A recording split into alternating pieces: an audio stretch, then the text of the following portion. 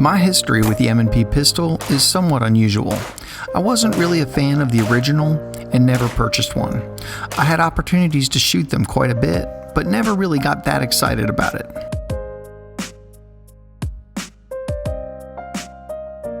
The trigger was, well, I don't want to say awful, but it was pretty bad. The texturing on the grip, if you want to call it that, was pretty weak too. I did, however, really like the grip angle, and the method Smith and Wesson uses to change out the grip panels was good too. But it was never good enough in my eyes for me to purchase one. Then they dropped the M&P 2.0, and what I really love is Smith really listened to all their customers and addressed every concern that the people had. The result is what is, in my opinion, one of the best service pistols available today. And now they took customers' wishes a step further with the compact model, which, as everyone requested, is almost exactly the same size as a Glock 19. The full-size M&P has always been just slightly larger than a Glock 19, and it would seem like the masses wanted it just to be a tad smaller, so Smith and Wesson delivered. Just so you can get an idea of the difference, the compact M&P 2.0 is about a 1/4 inch shorter on the slide and almost a 1/2 inch shorter on the height than the full-size M&P, so we're not really talking about a world of difference here.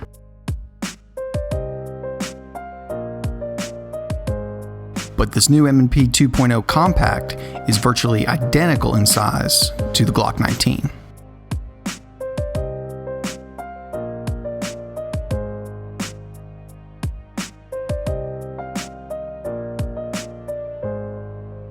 Don't you find it kind of funny how Smith and Wesson is making an M&P the size of a Glock 19, and now Glock is making the 19X, which is essentially the size of a traditional M&P? I guess it's human nature to never be happy with what you have.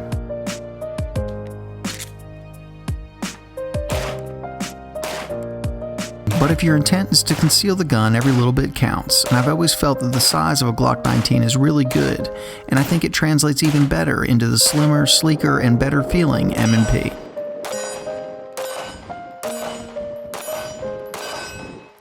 Also, the grip being shorter means this uses 15-round magazines just like the Glock counterpart, but that's 2 less than a standard M&P. Standard 17-round M&P mags will fit and work in the new compact model, and they give you 2 covers in the box that will fill the gap and complete the ergos of the grip.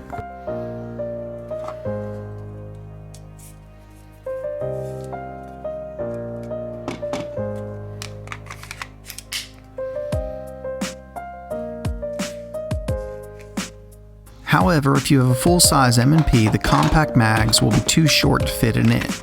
Not a big deal, but worth noting.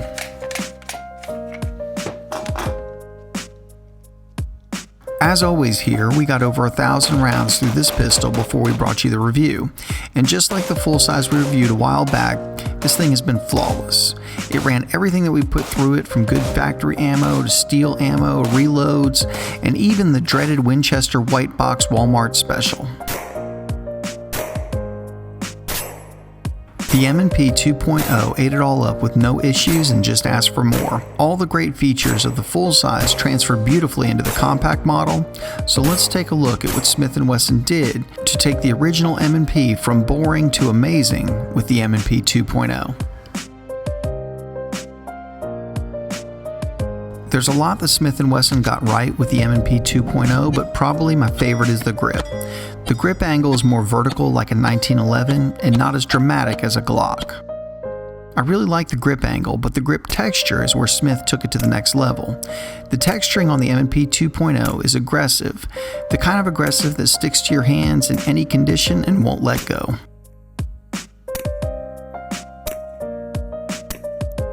It's aggressive to the point I'm shocked they actually produced it, but I am so glad that they did. I can just hear lots of executives in development of the pistol saying, "Oh no, we can't do that, it's way too rough." Now it's become the industry standard, everyone else is scrambling to make their grips more textured. There is no need for a custom stippling job with the M&P 2.0, while all the Glock guys are still sitting there for hours on end with their soldering irons, trying to get a grip as nice as the M&P 2.0. There are also 4 interchangeable grip panels so that you can dial that excellent grip in to fit your hand exactly.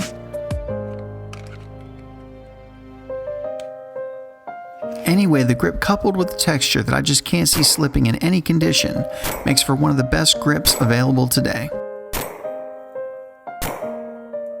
A close second in my favorite features on the M&P 2.0 is the trigger. Smith and Wesson really came up with what might be about the closest thing you can find to a perfect service pistol trigger.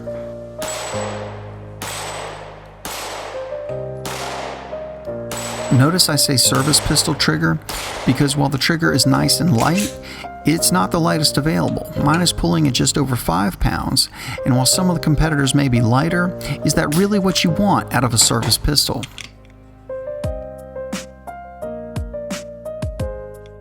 A service pistol is something you may have to use to defend your life, and in that high-stress situation, a super light trigger may not be the best thing. Having a really nice crisp trigger pull at just over 5 pounds is perfect for a service pistol, in my opinion.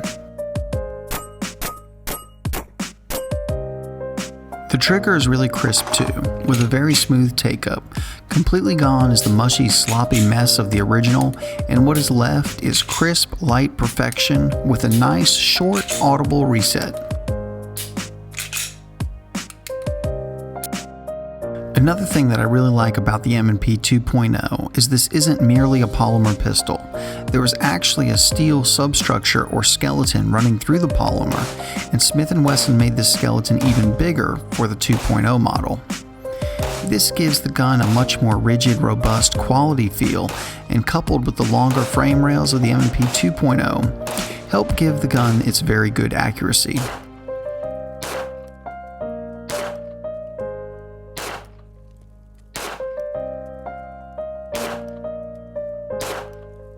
The M&P 2.0 comes with nice metal sights right out of the box, instead of plastic placeholders like some other guns. The sights also have a nice ledge on the rear so that you can rack the gun off a belt or other surface in adverse conditions. There's also a slide release on both sides of the gun, a massively wide feed ramp, and flared ejection port to help with the amazing reliability. And there are these nice little cuts on either side of the frame to aid in ripping the magazine out in case of a double feed. And that makes much more sense than, I don't know, say, putting it on the front of the grip.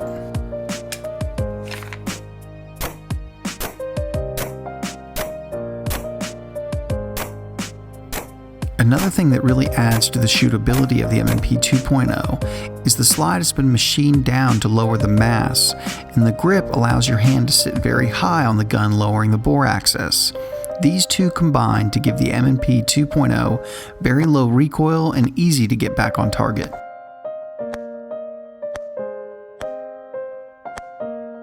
Towards the end of the review process, I got a Blacklist Ultra Match barrel. Not so much to improve the accuracy, but because it's threaded, and if you've been watching the channel, you know that I've come down with this massive suppressor affliction and want to suppress everything I own.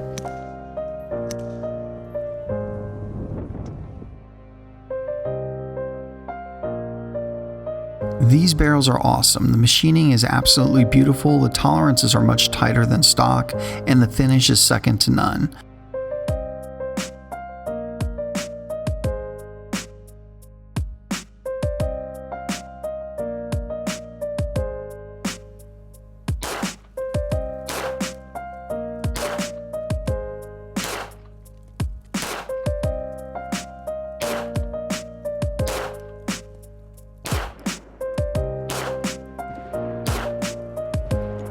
I really wasn't looking to improve on the M&P 2.0's accuracy, but the Blacklist barrel definitely did.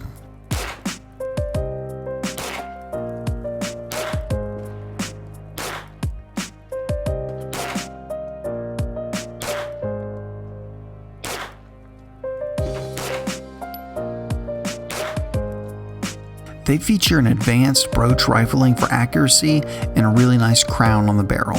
Whatever Blacklist is doing, it's working. I'm very impressed with this barrel. Along with the added accuracy, I can now suppress my M&P 2.0, and it suppresses very nicely. You can look forward to seeing this setup more in future suppressor videos.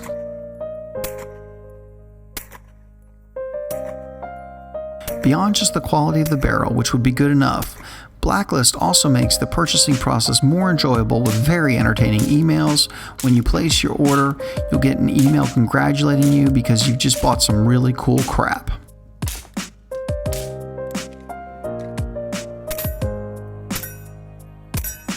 Your shipping notification will let you know that they shed a tear when they had to let the barrel they worked so hard on go. It's a nice little touch that I really appreciate, and let me also say that I'm giving you the G-rated synopsis of these emails. These emails are actually hysterical. It's a really cool company with really good products. If you notice the barrel sticking out of the slide just a bit far, it's because this barrel is actually for the standard size M&P 2.0, so it's about a 1/4 inch longer than it needs to be. But by the time this review sees the light of day, Blacklist should have the compact versions ready. I also picked up a BravoConcealment holster for the review, and I am very impressed with these as well.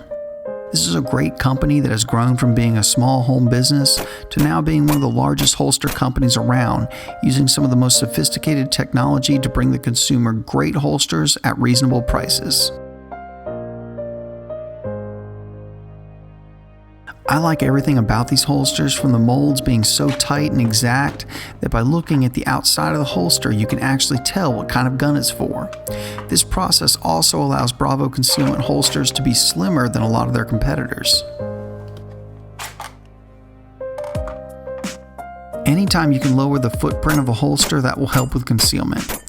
This nice tight fitment also secures the gun extremely well and gives you a nice smooth draw.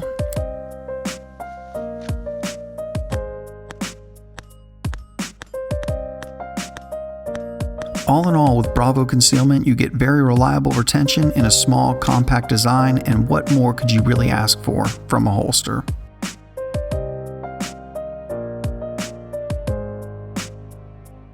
At the end of the review I did on the M&P 2.0 5-inch model that I did a while back, I said that I liked it so much I was going to get a regular version too. Well, I dragged my feet a bit, and it worked out well so that I could get the compact version.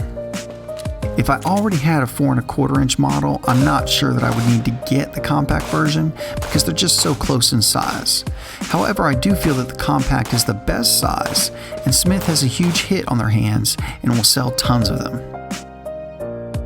The M&P translates beautifully into this size, and it's nice having something in the Glock 19 size that's not bulky, bloated, and has a poor trigger, and is actually improving as a brand and not living off past accolades.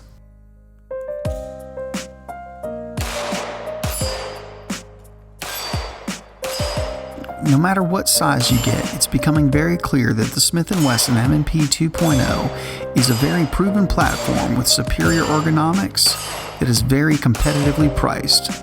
So it doesn't matter if you get a 5-inch, a 4 1/4 inch, or the new compact. What is clear is you need an M&P 2.0 in your arsenal.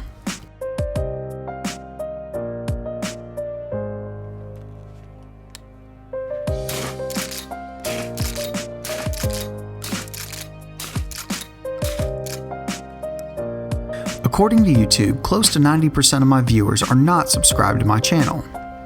So if you wouldn't mind, it would really help me out a lot if you went ahead and hit that subscribe button if you're not already.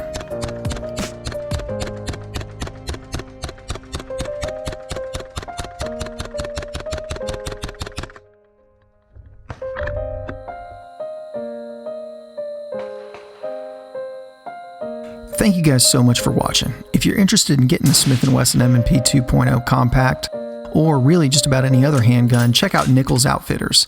They're in Pelham, Alabama, but if you don't live in Alabama, they have a huge presence on GunBroker and Gun Prime, and they can really get just about whatever you want. They have great prices and they're really good guys to deal with. Go by and check them out. Thank you guys so much for watching. If you want to help support Alabama Arsenal, the best possible way to do that is to click the links in the description. Be sure to check us out on Facebook and Instagram. That's the best possible way to keep up with what we're doing and know about the projects we're currently working on. If you like the video, go ahead and hit like, be sure to share it on your social media, and please subscribe to the channel. Thank you guys so much for watching.